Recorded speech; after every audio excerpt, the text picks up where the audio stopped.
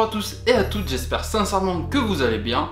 Aujourd'hui, on se retrouve pour un nouvel épisode des mangas de sport. Pour cette vidéo, je vais être totalement transparent avec vous. J'ai été contacté par Pika pour parler de 3 de leurs œuvres, donc vous allez les découvrir tout de suite après. Et bon voilà, c'est Pika, donc les éditeurs de GTO, de l'Attaque des Titans, Seven Deadly Sins, Noragami, enfin c'est trop de mangas que j'ai kiffé, trop de mangas que j'ai acheté pour faire, pour dire non tout simplement. Donc vraiment, je vais pas vous mentir, j'étais trop content quand ils m'ont proposé de m'envoyer des mangas pour faire un deuxième épisode des mangas de sport. Mais vous allez voir, c'est pas parce que c'est des mangas qui m'ont été envoyés que la qualité n'est pas au rendez-vous. Sincèrement, moi j'ai été très agréablement surpris, vous allez voir juste après. Et comme les 3 séries qui m'ont été envoyées par Pika étaient des œuvres relativement récentes, je me suis dit que j'allais pas mettre d'autres classiques des mangas de sport à côté, ça ferait un petit peu bizarre en fait de les mettre à la même échelle.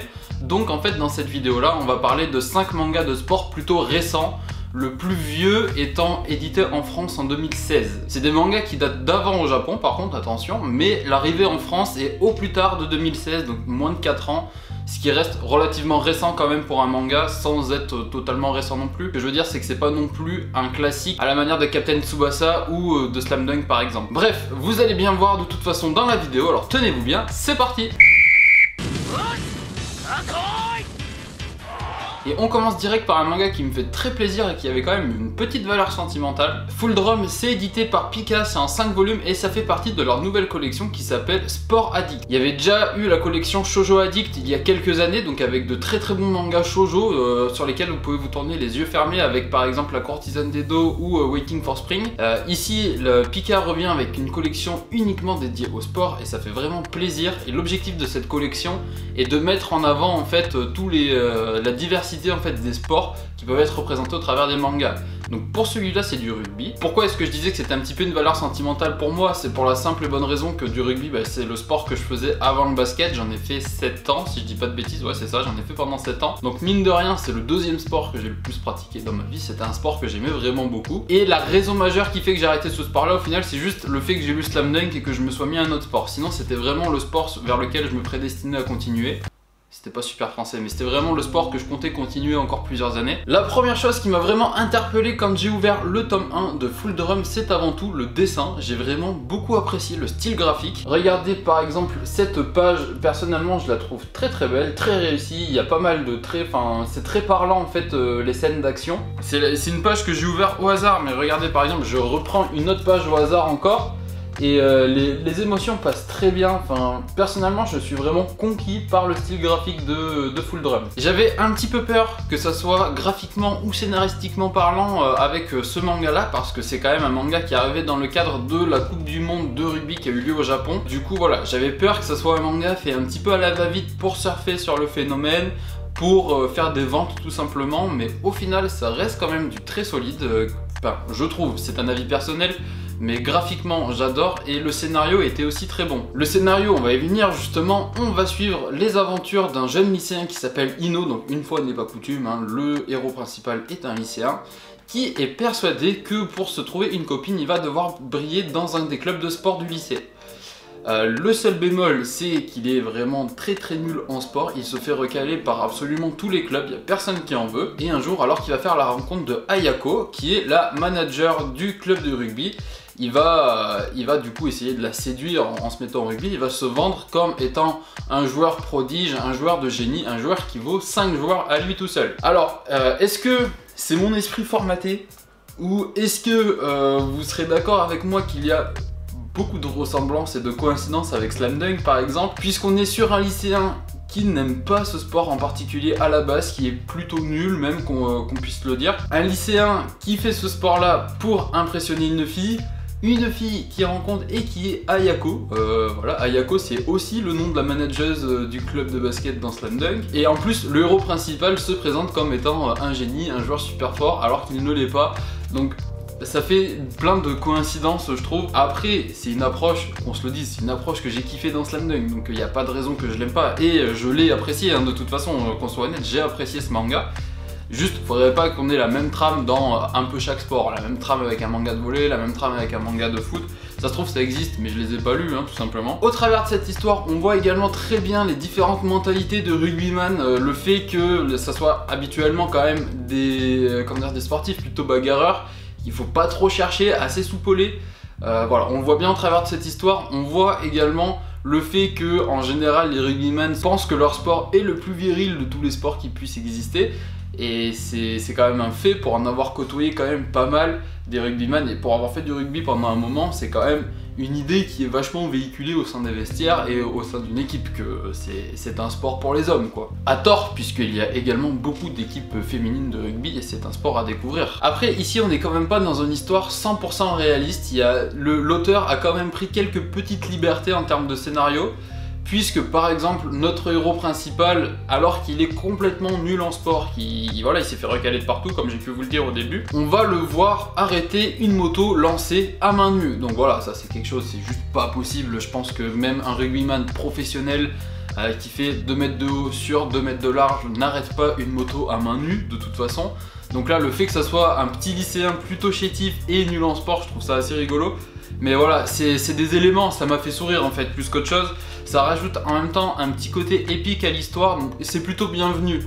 Faut pas que l'auteur en abuse non plus à outrance, mais à petite dose comme ça, pour l'instant en tout cas, c'est plutôt cool. Pour conclure sur ce manga, je vais être honnête avec vous, je m'attendais à rien, je m'attendais à être plutôt déçu du fait que ça soit un manga qui aurait pu surfer sur la vague rugby. Je pense que c'est quand même le cas, c'est pas pour rien que ce manga là est pas sorti 10 ans avant. Mais au final, c'est pour moi un très bon scénario, c'est pour moi également un très bon dessin. C'est une série qui, je le rappelle, est en 5 tomes, donc c'est une série courte, vous prenez pas trop de risques à vous lancer dans la série. Personnellement, je vais continuer de suivre la série et je vais continuer de les acheter. Alors Pika m'a envoyé les 2 premiers tomes, je n'ai lu que le tome 1 par un souci d'équité en fait. Parce que voilà, sur une des autres séries qu'ils m'ont envoyé, j'avais que le tome 1. Donc je préférais juger les 3 mangas qu'ils m'ont envoyé sur le même pied d'égalité. Donc j'ai lu que le tome 1 et pour moi c'est du très bon. Deuxième manga de la sélection, on va parler de judo cette fois avec le tome 1, enfin avec la série Uchikomi. Encore une fois c'est un manga édité par Pika et encore une fois c'est une série plutôt courte puisqu'elle sera terminée en 7 tomes. Là aussi j'ai reçu les 2 premiers tomes et là aussi je n'ai lu que le tome 1 pour juger tous les mangas sur un pied d'égalité et pour aussi ne pas être tenté de vous spoiler ce qui se passe dans le tome 2. C'est toujours bien de raconter ce qui se passe un petit peu dans le tome 1, mais si c'est pour tout dévoiler, c'est pas cool. Bref, pour ce qui est de ce manga, il est ici question du jeune Ren, donc Ren, R-E-N, qui est un jeune collégien de 15 ans très complexé par sa petite taille. Il a toujours plus ou moins réussi à contenir sa frustration et sa rage liée au fait qu'il soit quotidiennement persécuté par ses pairs depuis qu'il est à l'école. En fait, ça a toujours été quelqu'un qui a été harcelé.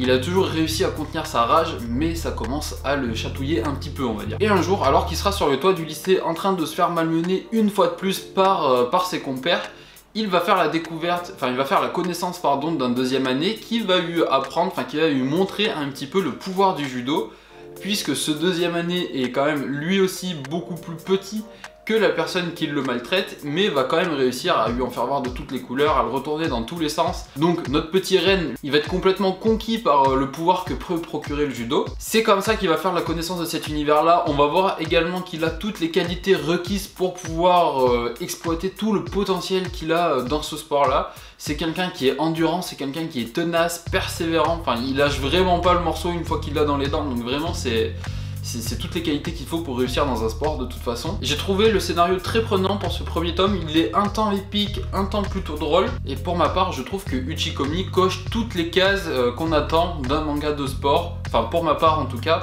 graphiquement également, puisque par exemple en regardant cette page on voit qu'elle est très bien réalisée, que les expressions passent tout à fait. C'est assez épique, il y a tout ce qu'il faut en fait. J'aime bien le style graphique également. Encore une fois sur celle-ci on voit très bien l'action, on est vraiment immergé au cœur de cette dernière et pour moi c'est du tout bon.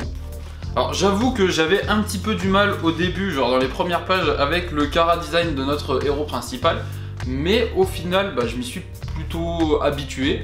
Et j'y pense plus du tout, enfin plus j'avançais dans le tome, moins j'y pensais et plus j'étais immergé et plus c'était cool en fait tout simplement. Comme Full Drum c'est une série que j'essaierai de suivre, je le rappelle c'est en 7 tomes, toujours chez Pika. Et pour ma part, comme pour Full Drum également, c'est du tout bon, scénaristiquement, graphiquement parlant, vous pouvez foncer, c'est excellent. Troisième manga qui m'a été envoyé par Pika, c'est cette fois-ci Swimming Ace, donc un manga de natation. Encore une fois, c'est pour moi l'occasion de découvrir un sport que je n'avais jamais lu en fait. jamais lu de manga de natation, comme j'avais jamais lu de manga de judo et comme je n'avais jamais lu de manga de rugby, donc c'est plutôt cool sur ce plan-là. Je m'attendais vraiment à rien pour un manga de natation, surtout que c'est un sport où je suis vraiment claqué au sol, je fais un aller-retour et je suis plié, je suis vraiment très nul, c'est grave. Et sincèrement, quand j'ai lu les premières pages, je me suis dit merde, c'est quoi ça encore? Alors, c'est quoi ce manga? Parce que dans les 10 premières pages quand même, dites-vous qu'on a un héros principal qui est, qui est amoureux d'une jeune demoiselle. Cette demoiselle, c'est son amie d'enfance, donc avec qui il est ami depuis presque 14 ans. Elle lui met un râteau, il pleure parce qu'il trouve la situation tout à fait géniale. Et pendant qu'il est en train de pleurer face à cette situation géniale, il y a un mec qui débarque de nulle part, qui ne connaît ni d'Adam ni d'Ève et qui lui propose un duel de natation. Alors je sais pas si vous voyez la scène, genre là vous faites plaquer et vous êtes en train de pleurer, il y a un gars qui débarque pour vous faire un duel de natation, enfin je trouve ça quand même incroyable. D'autant plus que moins de 10 pages plus loin, le héros principal arrive dans sa salle de classe, veut s'installer à sa place habituelle qui est près de la fenêtre, et là il y a une meuf qui est là qui lui fait un monologue en lui disant j'ai jamais été installé près de la fenêtre, c'est mon rêve depuis toujours d'être installé près de la fenêtre. Quelle est la probabilité pour que je termine ma scolarité sans ne jamais avoir été à la place à côté de la fenêtre? Enfin vraiment, j'étais en mode mais je suis où? Où est-ce que je suis atterri encore? Après, c'était pas pour le pire, hein, parce que personnellement ça m'a fait rire, j'ai trouvé la situation assez comique, c'était drôle, mais j'avais complètement oublié sur le moment, hormis le fait que ça soit un duel de natation qui était proposé, sinon j'avais complètement oublié que je lisais un manga qui était en rapport avec ça. Et puis ce genre de scène, qu'on soit d'accord, il y a vraiment que dans le manga qu'on voit ça, genre personne va proposer des duels de sport et encore moins de natation dans la rue à des gens. Et sinon, au-delà de ça, notre personnage principal qui s'appelle Eiichiro était vraiment trop fort en natation lorsqu'il était au primaire. À tel point que en étant en école primaire, il avait déjà battu tous les records de collège, donc il était vraiment super doué.